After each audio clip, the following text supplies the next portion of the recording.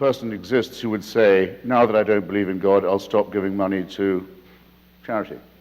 I don't care anymore. I don't think there is such a person. And if that were so, it would be a very strange religion that they'd been professing. Who will organize good works in the absence of religion? Why is it that in survey after survey, religious people do give more, and religious people watch less television and use drugs less and use alcohol less? This is what religion is down to. It has social utility. It's very impressive to me. Okay, good. It's very often the first thing. When we debate with Catholics, they always change the subject to charity right away. With Jews, it's usually a little later. You just said that they... And with Muslims... And with Muslims, it's at the very all the time. Because what else can they don't want to defend their faith. But you just said the opposite. You just said that if you didn't believe, you wouldn't do it. They don't want to defend their faith. They don't want to say, they feel uneasy talking about redemption, salvation, all this kind of thing. But look at the good work we've done. If you talk to the Mormons, they'll say, you may not think much of Joseph Smith. And I say, you got that right. But, boy, you should see our missionaries in Peru. The government will do the work if religion does not. Excuse me, what has this got to do with the existence of God or the validity of religious claims? It has nothing to do with it, social which utility. is why it's always introduced as a time-wasting tactic. Wait. No, don't applaud that. Nothing to do with it. It used to be believed, I mean, the number of gods now it's infinite, and a new god is created almost every day by some cult or other, but it used to be that there was a belief that gods were in the trees, in the woods, in the springs, in the sea, in the clouds, and so forth. Polytheism of a kind. Then something a bit more polytheistic, like Olympus, where there was at least a location for the divine, but it was multifaceted. And then monotheism, getting it down to one. So I regard this as progress of a sort, because they're getting nearer the true figure all the time. I actually... Rabbi, yes. Progress. Maybe. Which is why, which by the way is why the Vatican, in its old days, was very upset by the concept of zero. Didn't like zero at all, the most important number of all, the number without which you can't do anything. Mm-hmm. Which wasn't there in Roman numerals. No, it was invented in Islamic civilization. And unfortunately, actually. also struck them as a sinister import from in partibus infidelium, from pagan lands. But also the concept of zero was very troubling for theism, and must be, and does indeed remain so. It's one of the many, many ways in which theism is not compatible with the scientific worldview. Again, piling on completely unnecessary assumptions. It's also inviting a question that will make you uncomfortable. Go ahead. If you say that no, it's because God has given you free will, I have to ask you, how do you know that? Well, are you assuming that we have free will? Are you assuming that we have free will? If you answer, then give me another source. If you answer my question with another question, me another I'll still source. answer it. Okay. I will still answer it, even though your question is an answer to mine. Rather, not an answer, a response to mine. Yeah. The view I take about free will is that, of course, we have free will because we have no choice but to have it. I was, and to some extent, and I still, to some extent, am a dialectical materialist, and I also think there are some ironies in the universe as well as in history. But to say, of course we have free will, the boss says we've got it, is to make a mockery of the whole concept. And it's also to invite the question, what kind of tyranny is this that you want? You want an all-supervising, all-deciding person. I ask you first, what sources of information do you have about this person's existence that I don't have, that are denied to me? I'd like to know. And second, why do you want it? Why do you want to arrive at a terminus of unfreedom where there is a celestial authority upon whom all things depend and from which all things flow? Why do you want that, and how on earth do you know that there's any case to be made for its existence? Yes, please. That's a good question. I don't think that's a terminus of unfreedom. I think you're only free when you've declared against it, frankly. That's the beginning of freedom, is the emancipation from the tyranny of theocracy, yes. Islam makes very large claims for itself. Very large claims indeed. It claims to be the last and final religion, the last and final revelation. When you see bumper stickers, everyone says you can't reduce major things to a bumper sticker. It's not my idea to have bumper stickers saying Islam is the solution. It's a well-known slogan, actually, of parties associated with the Muslim Brotherhood. They say Islam is the solution for everything. It takes care of all your life and the one to come. Sexuality, political economy, banking, diet, relations with other religions, everything. It's a total solution. What is creepy about the word total? I hope I don't have to tell an audience like this. It's the first 5 letters of the word totalitarian. It's absolute. It's absolute. It's all-inclusive. It's unanswerable. And oddly, for a religion that makes such large claims, notice another thing about Islam, it doesn't particularly like having these claims questioned or scrutinized. In other words, just as there is with all religions an inverse relationship between the claims they make and the evidence they can produce for them, you must have noticed that, with Islam, a younger religion, and perhaps therefore more in its first flush, there's an extraordinarily strong willingness to say that any challenge to its absolutist claims is by definition profane. And profanity and blasphemy can be the antecedent to very severe punishment, and often are, for Muslims and for non-Muslims. And this is not a road of peace, in my submission. Well, first, one day, you're right that science has made many things more comprehensible to us, and it's explained things that religion used to take credit for. In other words, now we know there's a germ theory of disease. Diseases are not curses or revenges from heaven. Same with earthquakes and so on. The stuff they used to teach us, and many of them still do, is nonsense. Evil nonsense as well as ignorant nonsense. But it's also taught us, just in my lifetime, an enormous amount more about how little we know. We're much, much more ignorant than people who lived before Galileo. Because we have now an increasingly large idea of the fantastic expanse of the unknown. That's precisely the moment at which to say that skepticism is what's necessary. Inquiry, debate, doubt.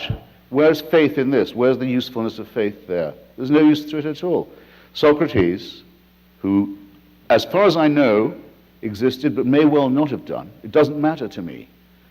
No one will insult me if they say, Socrates, your great hero, didn't exist. Try it on a Muslim, try it on a Christian, that their prophets didn't exist. Or tell people that Moses is a myth. They start hurling themselves about, making menacing noises very often. Socrates said, you're only educated when you've understood how ignorant you are. And you're only going to even find that out by doubting everything all the time.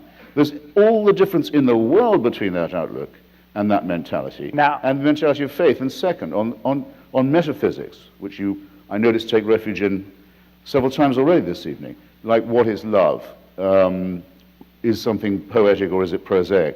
Very good questions, but metaphysical ones. Those who say God exists and intervenes in the world, in other words, those who say there is a religious God, the God of religion, are saying that redemption is on offer to human beings, that salvation is on offer to them, and that if they reject the offer, they can be in really big trouble.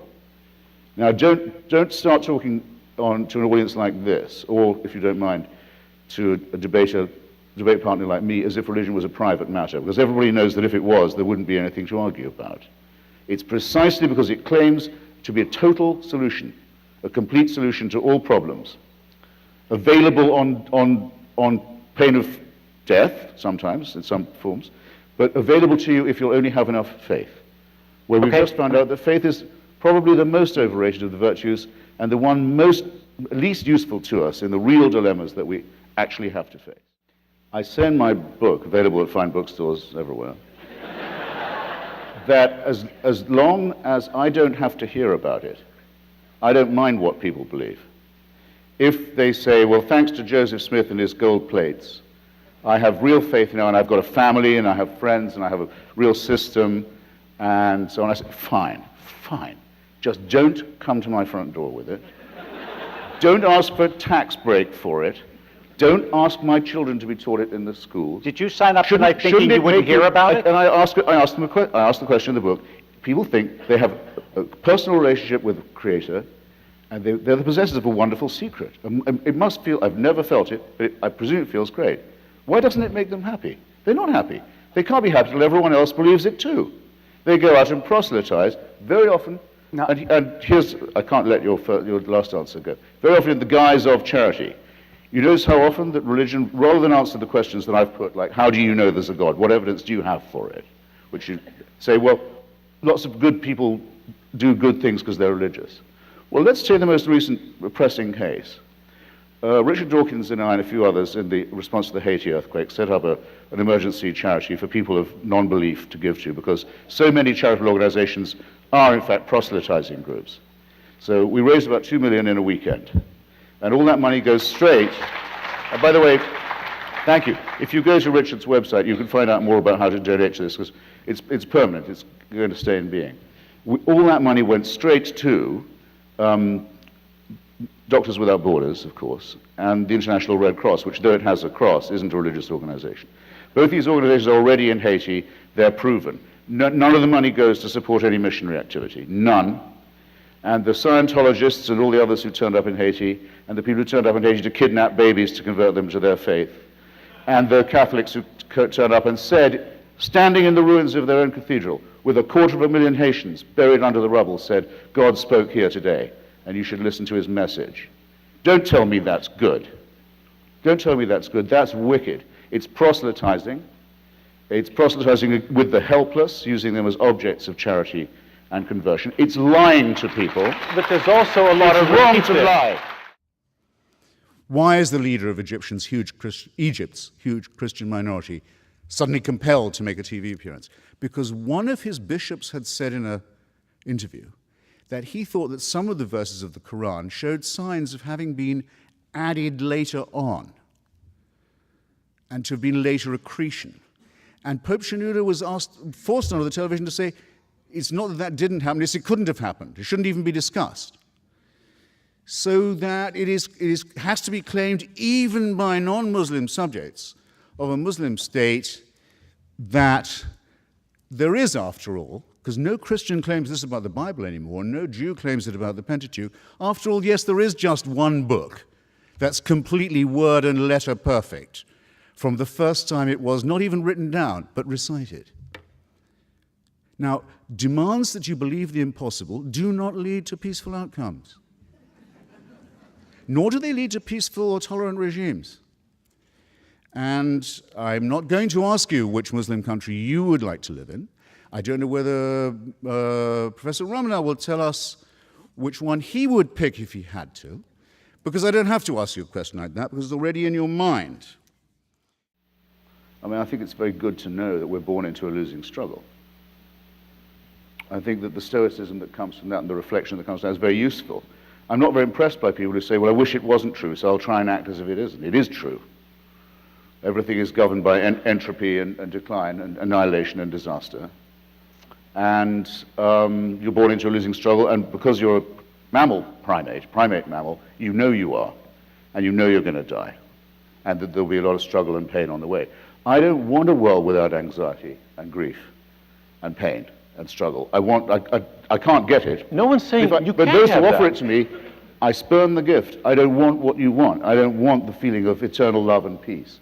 Love and peace, very, very overrated in my view. One of the many reasons actually I should despise all religions equally, but and I do in a way.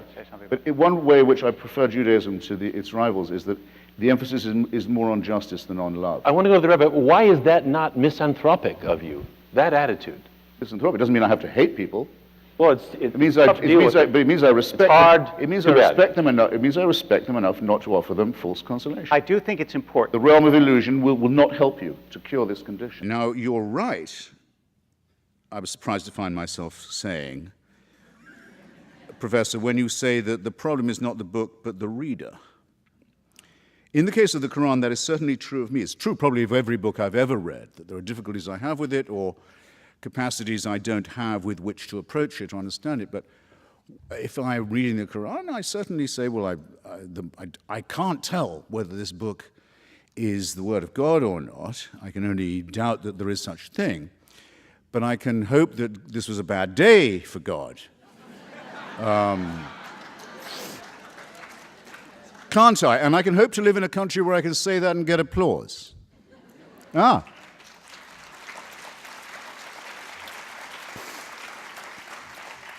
Yes, and even mirth. And don't think that it isn't a precious thing, and don't think it's being compromised. I'm coming to that.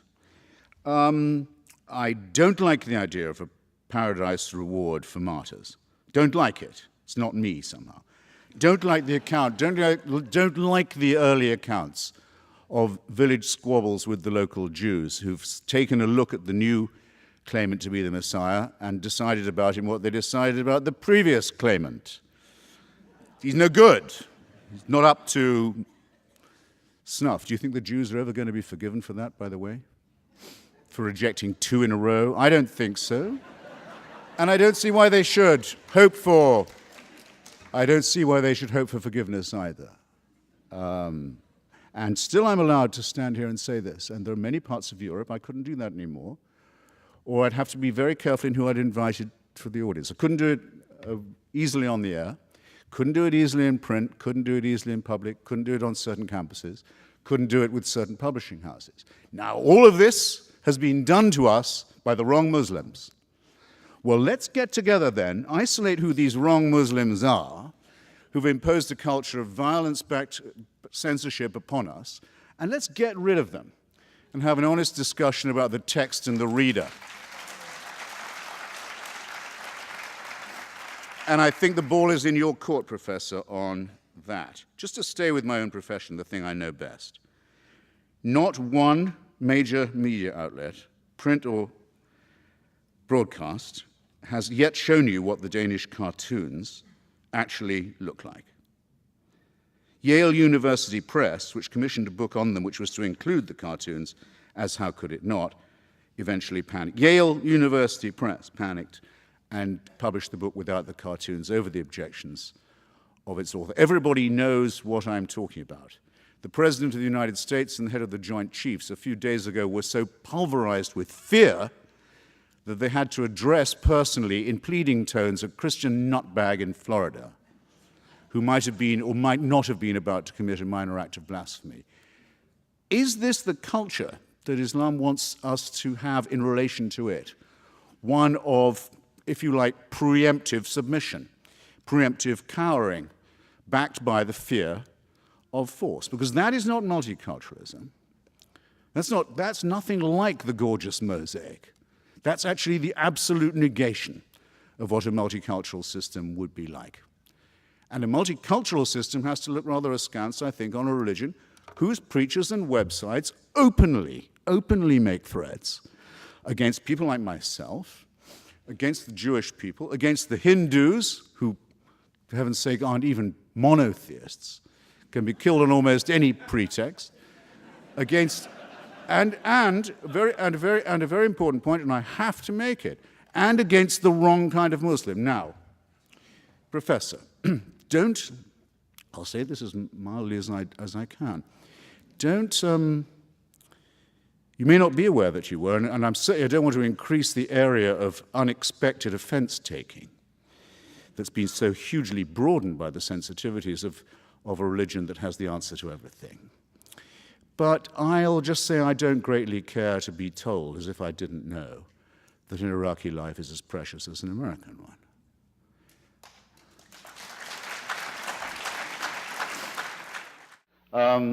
Well, if you'll pardon me, I won't share any of my griefs with you. But I've never had one, or known anyone who had one, who's had the faintest consolation from religion. And indeed, being told, as the Christians tell them, that they're off to a better place and so on, I think is positively wicked thing to do. I think lying to the dying for a living, what self-respecting person can do that? And you know it's a lie because, just tell me how you know it's a lie, since you assert it again and again. Because the person saying it cannot possibly know it to be true. And therefore it's a lie. They don't have access to information. Even if they believe it, it's a lie. Yes, it's a lie. But how do we create, for those who aren't able or don't desire to walk around in despair or to walk around in irony, in a world that can bring plenty of despair? Try it, fine. But I think it's manifestly clear lots of people don't choose that. So what does atheism offer?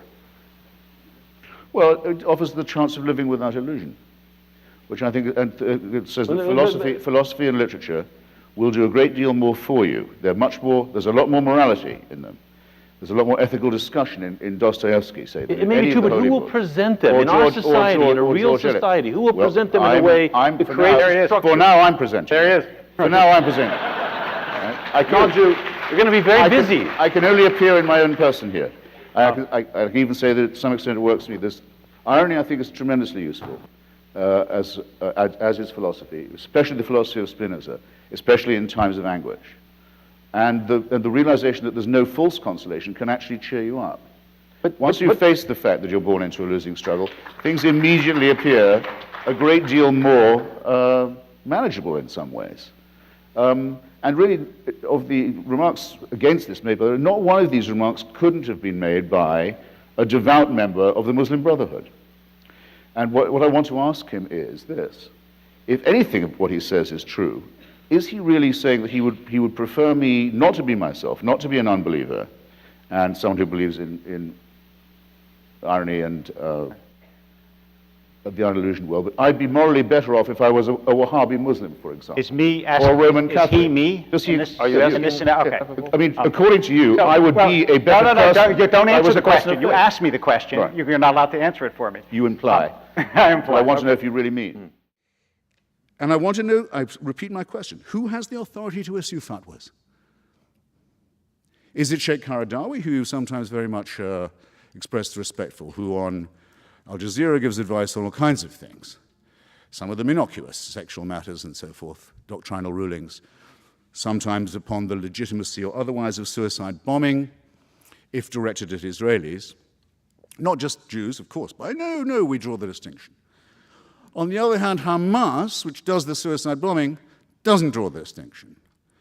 If I can't issue a fatwa against Hamas, if I'm a Muslim, if there's no one who will and they won't, surely someone could say, we don't think Hamas should have on its website and manifesto the reproduction of the protocols of the elders of Zion, a Christian fascist fabrication that is one of the warrants for the Nazi exterminationist solution.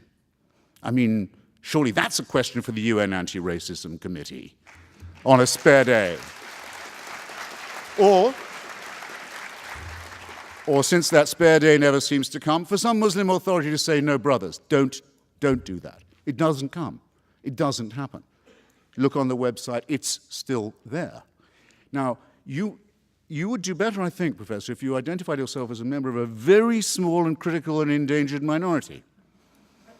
Someone who really is against all this and will say so, and will also decry the fact that the religion itself can't seem to throw it off.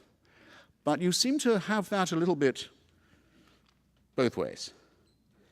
Now, I'm going to have to very well. stop you so we can get to Yes, so then my closing statement is this. If you want diversity, as much as the professor does, as much as I'm sure many people here do, religious diversity, cultural diversity, what you need for it is this. You need a secular state with a godless constitution like this one.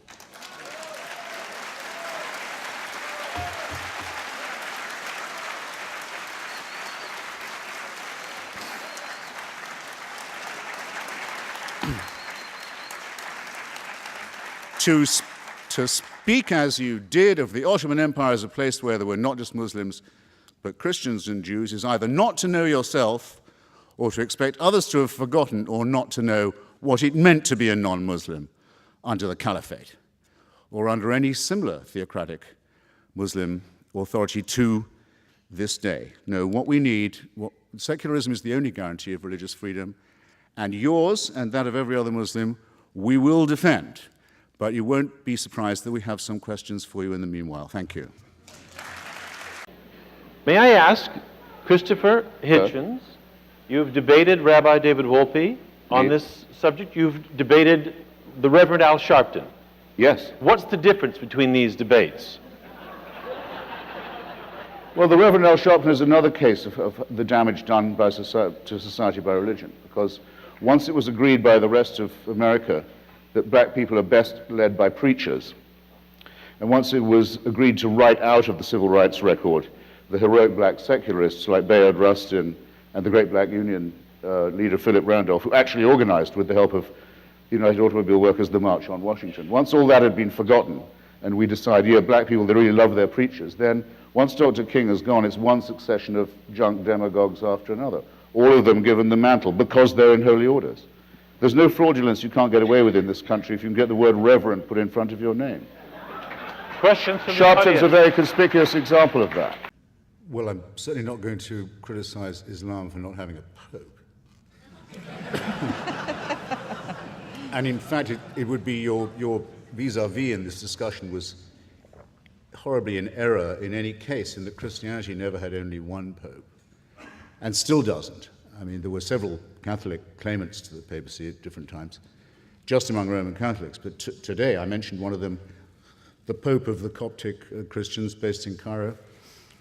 The Eastern Orthodox don't call their leader the Pope, they call him the Patriarch, but the Christian world is full of Pope types, usually anathematizing one another. The Pope is just the word that innocent Americans use for the man who claims to be the leader of the Roman Catholics.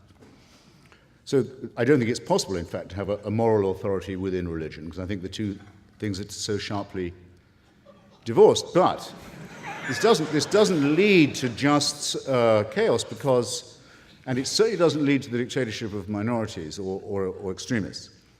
I'll give you two examples quickly. In the case of the moral blackmail of Denmark that was backed up by a physical threat to destroy its economy and burn out its embassies across the world, well-coordinated attack of sabotage against a small European democracy.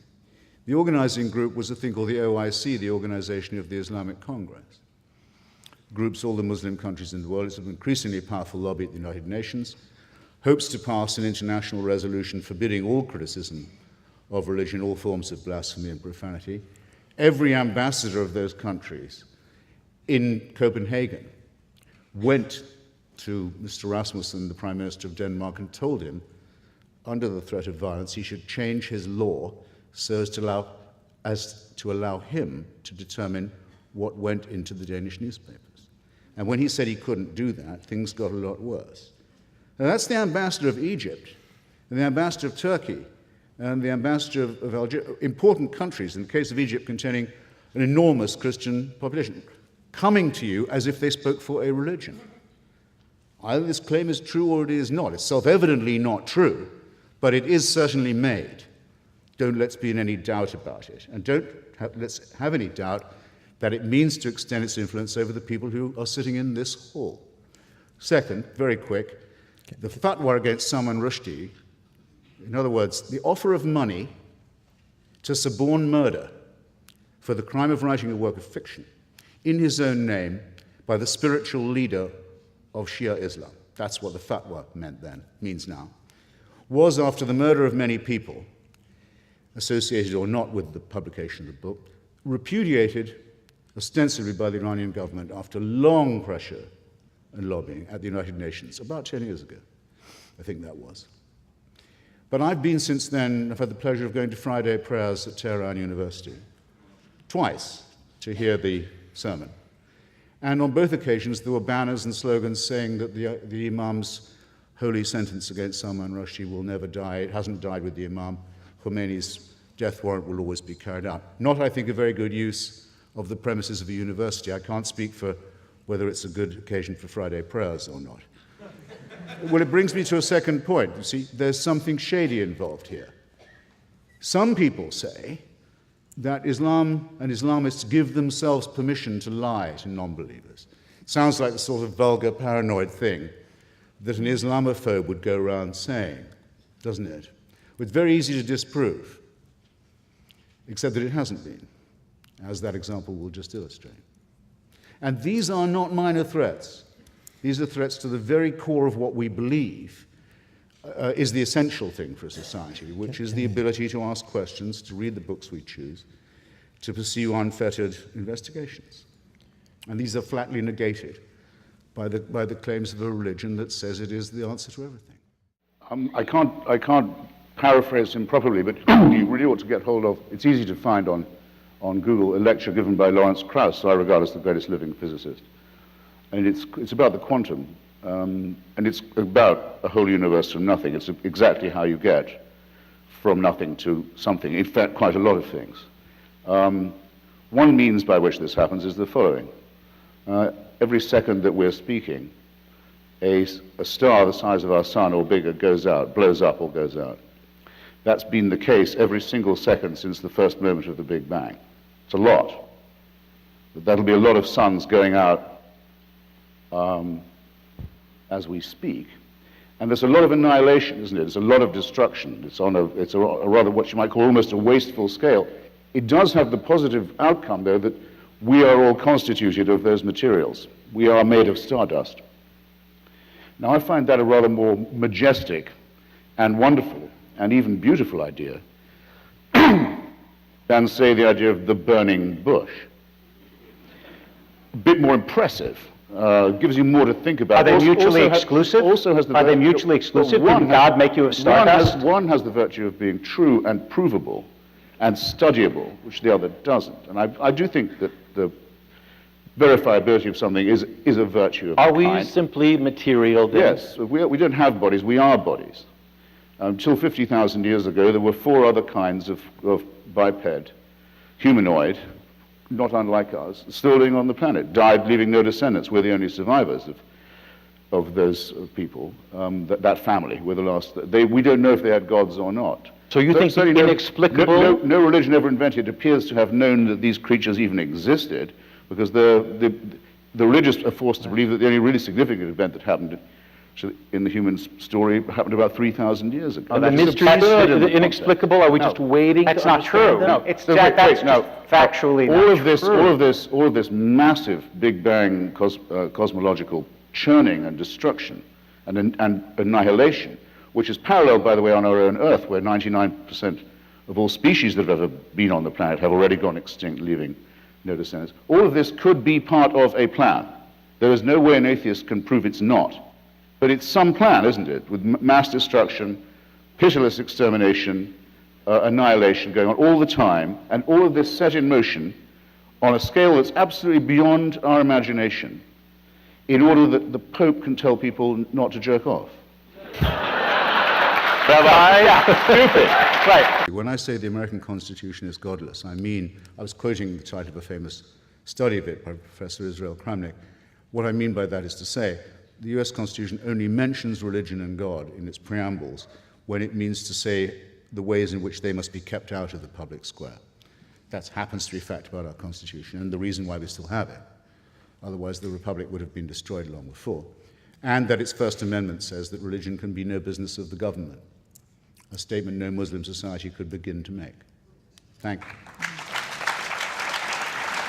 All religions are wrong in the same way, in that they privilege faith over reason, but they're not all equally bad in the same way all the time. I mean, if I'd been writing in the 1930s, I would certainly have said that the Roman Catholic Church was the most dangerous religion in the world because of its open alliance with fascism and anti-Semitism, which the damage from that our culture has never recovered from and never will. But at the moment, it's very clear to me that the most toxic form that religion takes is the Islamic form. The horrible idea of wanting to end up with Sharia, with a religion-governed state, a state of religious law, and that the best means of getting there is jihad, holy war, and that Muslims have a special right to feel aggrieved enough to demand this, I think is an absolute obscene wickedness, and I think their religion is nonsense. And in its entirety. The idea of God speaks to some illiterate merchant warlord in Arabia, and he's able to write this down perfectly, and it contains the answers to all human. Don't waste my time. It's bullshit. But you're saying... I was very struck, because this is the core question, so we might as well revisit it. I was very struck this week reading, I'm sure you saw it, the Pope's brother, Monsignor Georg Ratzinger, who runs the choir school in Regensburg. Yes. He's discovered recently there's been some unpleasantness at this school, of which he was the steward for about 20, 30 years. He said he didn't know about any of that, and surely claims not to have taken any part in it, but he said he did used to smack the boys around quite a lot. He said until Bavarian law changed and made it illegal for teachers to hit children. Right. Well, I don't want to be told anymore that without religious people we wouldn't know what morality was. He didn't know this until the secular law intervened and taught him how to behave. Now, wait. What is the church, what is the whole racket of the church in this? Protecting itself from it, saying they were all ordered, don't go near the courts, don't go near the police, we'll sort this out among ourselves. And they say they're the people who prevent us from succumbing to moral relativism. I'm not hearing it from them. I'm sorry, it's insulting to be talked to in that way. The great recent governor of this state, Mr. Romney, wants to be president. Okay, there's a constitutional issue here. Mormons are supposed to say that their prophet, as they call their leader, his word is sovereign over anyone else's, including the Constitution of the United States. So Romney has to say, and finally people did force him to answer the question, well, do you think that about your prophet? He said, no, the Constitution takes precedence in all cases. Fine. So to the extent that he's an acceptable person, it's to the extent he's not a Mormon. The discipline of secularism is necessary to civilize these superstitions. Well, Sharia just means law. I mean, all people who say Sharia law are making an elementary mistake, and of course it's not the case that every thief has their hand lopped off in Muslim society, or every adulterer gets stoned. And so, and I'm perfectly sure that's not just because it would diminish the labor force so radically, or so to speak, disable it. I think it's more because of something I've claimed to notice elsewhere, which is that religion is man-made. And so there are enormous discrepancies in how these things are promulgated and also how they are enforced. And most countries and societies come quite early and easily to the conclusion that their own religions are, in one form or another, not really practicable. After all, in Saudi Arabia, a woman can't even drive a car, whereas in Iran she can vote, not for much, but she can, as much as a man can, let's say. Her vote can be stolen and degraded as much as her husband's or her brother. There's an infinite variation. I don't know. I can't shake what I saw once on the BBC from someone whose career in London I followed. I don't know if you know him. You wouldn't like him. A guy called Anjum Chowdhury. He's a very well-known noisemaker around London, complaining about secularism, Judaism, all this kind of thing. And he's been in trouble with the law a few times, and was interviewed on the BBC, went on about how nothing would change until the green flag of Islam was flying over Downing Street and Buckingham Palace and so forth. And was asked, I thought quite mildly by the BBC interviewer, said, well, if this is the way you feel about Sharia and about total Islamic rule, wouldn't you feel happier moving to a country where they already had it? And which is, a polite question, but a rather cheap one. But still, what didn't prepare me for the answer? Chowdhury looked straight at the guy and straight into camera and said, what makes you think this is your country? I thought it was a very good question. Now, why do you feel, I think I know partly why you feel, why do you feel it's necessary to affirm that? And of course a Muslim should learn the language, should obey the laws, should observe the customs and so on. Most immigrants don't feel they, so to speak, absolutely have to say that. The answer, I suspect, is that it's embarrassing to notice that in places like as far apart as Sweden and as Spain, there are groups of people who say their countries should be part of the caliphate and that that's why they've come here. And if it wasn't for those people, you wouldn't be in this position. So it seems to me that in order to be consistent, you should fear them and dislike them, find them morally and intellectually repulsive, at least as much as, if not more, than I do. And I don't say that you don't, but I do think that is the urgent priority. On the lady's question about where would be the best country to live if you were a Muslim and wanting to be a member of a sexual or gender minority, or I think she said a female or a homosexual. So hard to confuse. Actually, the easiest place for you to live in that case would probably be, I was thinking about it while Professor Ramadan was talking, would probably be, this will be my closing statement, would almost certainly be either Bosnia-Herzegovina or Kosovo. Culturally Muslim, democratic, open societies in southern and Balkan Europe that were saved from obliteration by the power of the United States, which has never had a word of thanks for what it did in that.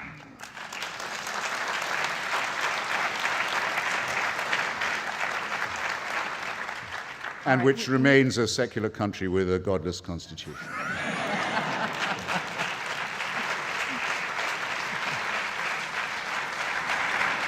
That's a note on which that's a note on which we can end. Which is the last best hope of humanity. Thank you. All right.